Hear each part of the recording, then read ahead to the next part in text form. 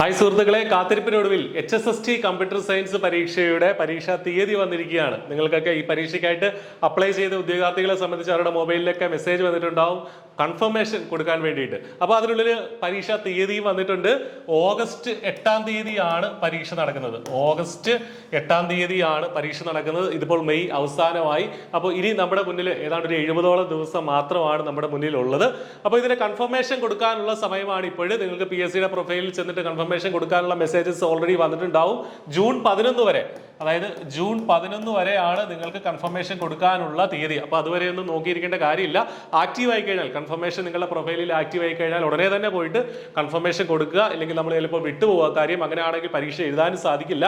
അപ്പോൾ എന്താണെങ്കിലും പരീക്ഷാ തീയതി വന്നിരിക്കുകയാണ്. ഓഗസ്റ്റ് 8-ാം തീയതിയാണ്. അപ്പോൾ മികച്ച ഒരു അവസരമാണ് കമ്പ്യൂട്ടർ സയൻസ് ഉദ്യോഗാർത്ഥികളെ സംബന്ധിച്ച്. ഈ പരീക്ഷയ്ക്കായിട്ട് അപ്ലൈ ചെയ്തവർ 410/2023 എന്ന കാറ്റഗറി പ്രകാരം പരീക്ഷയ്ക്കായിട്ട് അപ്ലൈ ചെയ്തവരെ സംബന്ധിച്ച് വളരെ മികച്ച ഒരു അവസരമാണ് ഈ HSST കമ്പ്യൂട്ടർ സയൻസ് പരീക്ഷ. ഹയർ സെക്കൻഡറിയിൽ, സംസ്ഥാനത്തെ സർക്കാർ ഹയർ സെക്കൻഡറി സ്കൂളുകളിൽ കമ്പ്യൂട്ടർ സയൻസ് അധ്യാപകരാകാനുള്ള ഒരു ചാൻസ് ആണ് ഈ പരീക്ഷ വഴി നമുക്ക് കൈവരുന്നത്.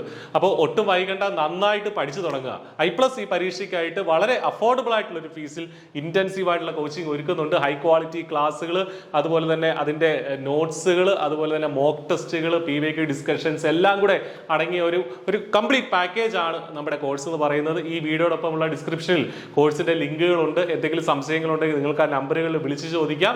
അപ്പോൾ ഒട്ടും വൈകണ്ട, നിങ്ങളുടെ പഠനം ആരംഭിക്കുക. ഇനി 70 ദിവസം മാത്രമേ നമ്മുടെ മുന്നിലുള്ളൂ. അങ്ങനെ വിചാരിക്കേണ്ട, കാരണം 70 ദിവസം കൃത്യമായിട്ട് പഠിച്ചു കഴിഞ്ഞാൽ നിങ്ങൾക്ക് നല്ലൊരു റാങ്കിലേക്ക് എത്താനും സാധിക്കും. ആ രീതിക്ക് നമുക്ക് ചിന്തിക്കാം. കൃത്യമായിട്ട് ഒരു ദിവസം ഇത്ര മണിക്കൂർ വീതം പഠിച്ചു പോവുകയാണെങ്കിൽ, ഒരു സ്റ്റഡി ഷെഡ്യൂൾ പ്രിപ്പയർ ചെയ്ത് മുന്നോട്ട് പോവുകയാണെങ്കിൽ നല്ല റാങ്കിലേക്ക് എത്താനായിട്ട് സാധിക്കും. അപ്പോൾ പഠനം ആരംഭിക്കുക, നല്ലൊരു അധ്യാപക ജോലിയിലേക്ക് എത്തിച്ചേരുക. All the very best. Thank you.